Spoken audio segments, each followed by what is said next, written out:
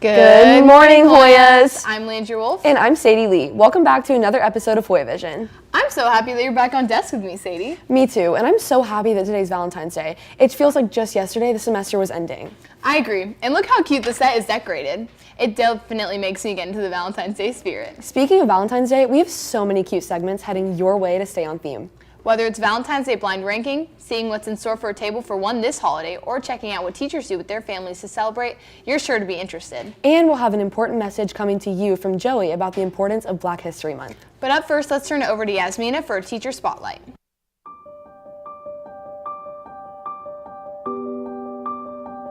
So we actually grew up together. We grew up in the same neighborhood, going to elementary, middle school, and high school together, but we really didn't hang out, just kind of ran in different friend groups. She'll say that I wasn't cool enough for her in high school, which is probably true. It's completely fine. Went to different colleges, kind of split ways, and then reunited in 2006 when we were coaching softball together and basketball. And yeah, we coached together for multiple sports for a long time, became really good friends. And then just after a bit, we were like, we think there may be something more there. And so started dating and then got engaged. And it was cool. We still got to keep coaching together after we got married, which I always thought was really fun and cool that we were able to do that.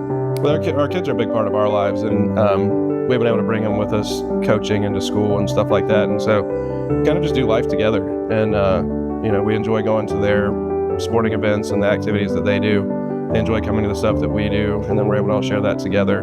They've grown up in the hallways of Harrison, so it's awesome that they know all the leadership and the teachers, and that they get to be a part also of our workplace. When you meet the right person, being together is not difficult. I mean, yes, you're going to have some times where you've got to talk through some things and stuff like that.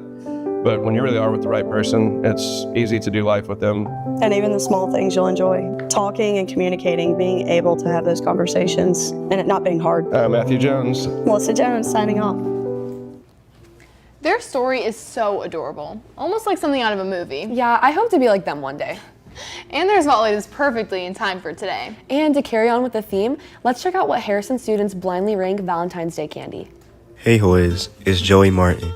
With it being Valentine's Day, we decided to see how some fellow Hoyas would rank these popular Valentine's Day candies. Let's see what they said. Alright, so we're gonna do a candy blind ranking. I'll say the candy's name, you have to rank it 1 through 5, but you won't know what candy's next. Our first choice is candy hearts. Ooh, like a 4. Alright, 4 or 5, yeah, 4. Fun Dip. Like a 3, 2. The lots of chocolates. I'll go 3.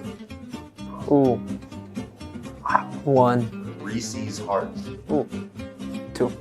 Oh, 1. Really? Jolly Rancher. 5, I guess. Okay. I have 3 and 5. I'll go. I did chocolate at 3. So I guess that has to be 5. Those are some great rankings. We hope all of you have a great Valentine's Day with your special person or even your friends. Bye, Hoyas. I'd have to say one of my favorite parts of Valentine's Day has to be the candy. And especially the candy that we would get in elementary school for our Valentine's Day boxes. We should really bring that back, and I really like the candy hearts. Maybe I'll get some one day. Sadie, are you doing anything fun for this year's Valentine's Day? Well, being on desk is pretty fun, and you can see with this segment coming up. Ah yes, Valentine's Day. A day of love, romance, and overpriced chocolate. For couples, it's a day of grand gestures. For singles, it's a day of texting your mum in public just to make it seem like you're not alone. But fear not, you are not the only one without a Valentine this year. We got to interview Crew and Sadie on their views of Valentine's Day.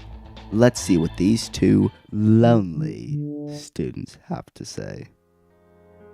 I think it's a good holiday. I mean, I'm not really celebrating this year, but I think it's good for couples to be able to get together and celebrate that. Even if not everyone gets to celebrate it, I think it is a good time for couples to be able to get together.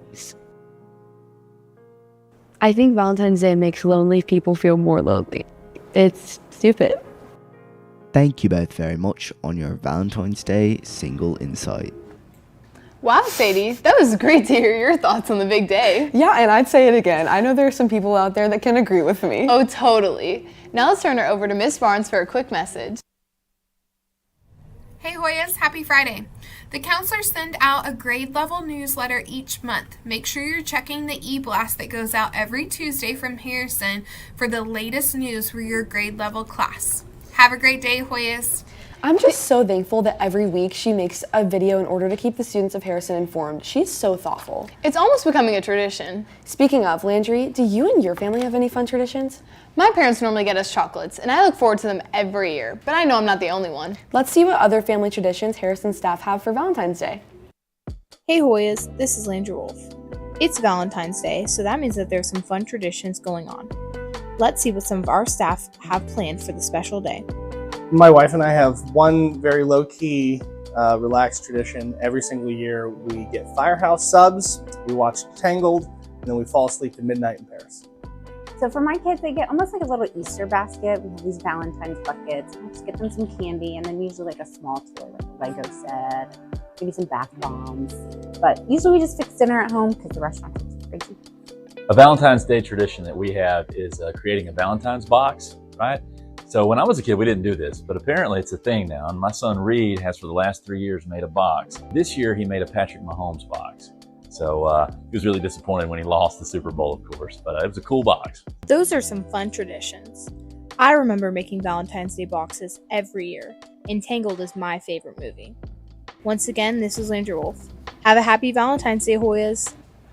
All of those traditions sound perfect, but while we celebrate love today, it's important to also reflect on the love and legacy of Black History Month. Let's send it over to Joey on second set to keep us informed on the significance of this month by highlighting an influential African-American artist. Hey Hoyas, and welcome to our Black History Month segment. Today we're going to be talking about Sade. Sade is a Nigerian-British singer and songwriter and is considered one of the most successful female artists in British history.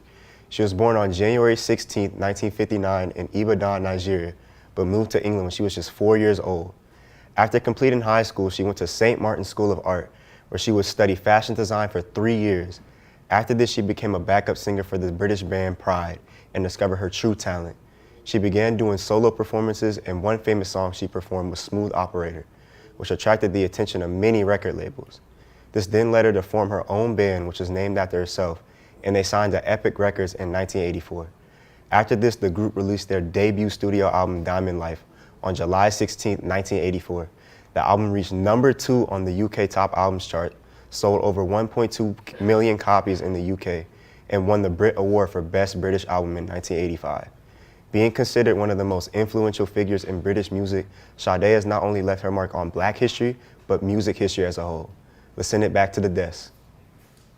Thank you so much, Joey, for keeping us informed. But unfortunately, that's all we have for you today. Be sure to follow us on Instagram and TikTok at Hoya.broadcast. And keep a lookout for more episodes of HSPN and Hoyas on Air, which you'll find on Apple Music, Spotify, or anywhere you find your favorite podcasts. And be sure to tune in after break for another episode of HoyaVision. For now, I'm Sadie Lee. And I'm Landry Wolf. Bye, Hoyas. Happy Valentine's Day.